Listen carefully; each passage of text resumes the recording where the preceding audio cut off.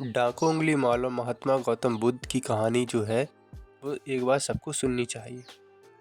राजा बिंबिसार और डाकू उंगली माल के बीच में जब युद्ध होता है तो वह इसमें पराजित हो जाता है और वह उसी दिन प्रतिज्ञा करता है कि वह 1000 लोगों को मौत के घाट उतार देगा और वह सब कुछ छोड़ छाड़ के एक जंगल की ओर रहने के लिए चला जाता है।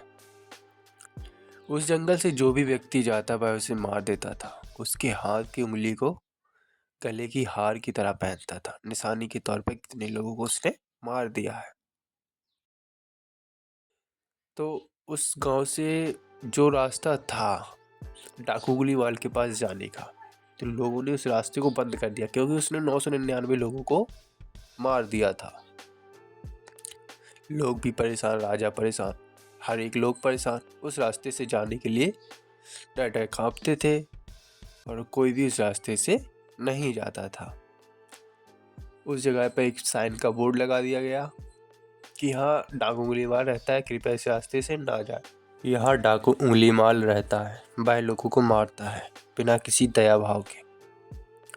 तो एक दिन गौतम बुद्ध सैर करते करते उस रास्ते से जाने लगे तो उनके साथ में जो शिष्य था उसने बताया, हे महात्मन, यह रास्ता सही नहीं है। यहाँ उंगलीमाल रहता है, वह किसी दया भाव के लोगों को मार देता है, हमें इस रास्ते से नहीं जाना चाहिए।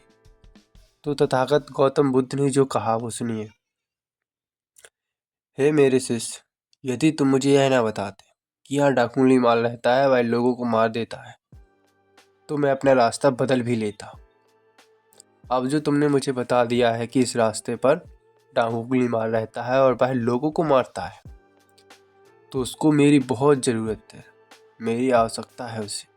अब मैं इसी रास्ते से जाऊँगा। जब गौतम बुद्ध उस रास्ते से जाते हैं तो वह कई लोगों को रास्ते में कंकाल के रूप में देखते हैं। तो डाकू उंगलीमाल को जब गौतम बुद्ध दिखे तो वह बहुत ही खुश हुआ। उसने सोचा, मेरा 1000वां शिकार आ रहा है, आज मैं इसे मारकर अपनी प्रतिज्ञा पूरी करूंगा। जैसे ही गौतम बुद्ध उसके पास में जाते हैं, उनका तेज इतना तेज था कि डाकू उंगलीमाल सहन नहीं कर पा रहा था। डाकू उंगलीमाल ने कहा, रुक जा साधु, तू वहीं रुक जा, मैं तुझे जान से मार दूंगा, तुझे डर नहीं लगता?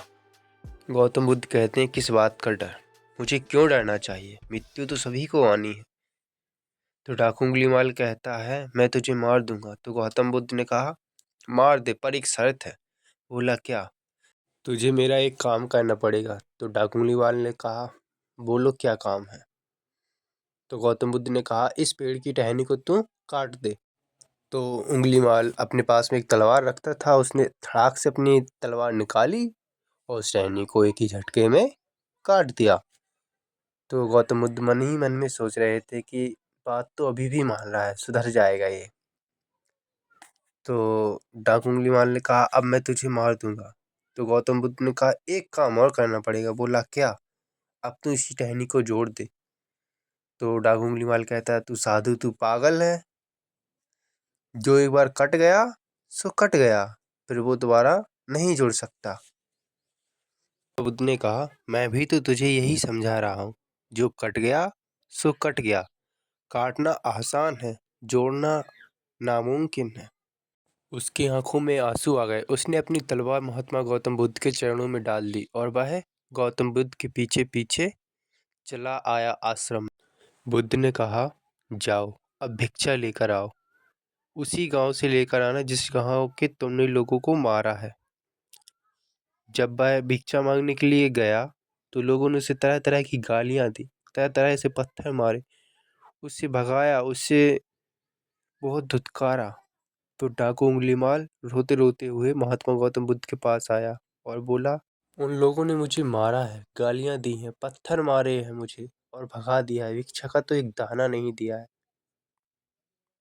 लोग अचंभे में थे, वो सोच रहे थे कि ऐसा डाकू आदमी भी सुधर सकता है। उन्हें अपनी आंखों पर विश्वास नहीं हो रहा था। इस कहानी का उद्देश्य यह है कि आदमी कितना भी बुरा हो, अगर वह ठान ले तो वह सुधर सकता है। और इस बात से सिद्ध होता है कि व्यक्ति जो चाहे वह कर सकता है। व्यक्ति के काम की कोई सीमा नहीं है। भाई जो चाहे पा सकता है। अंत तक देखने के लिए आपका तहे दिल से धन्यवाद।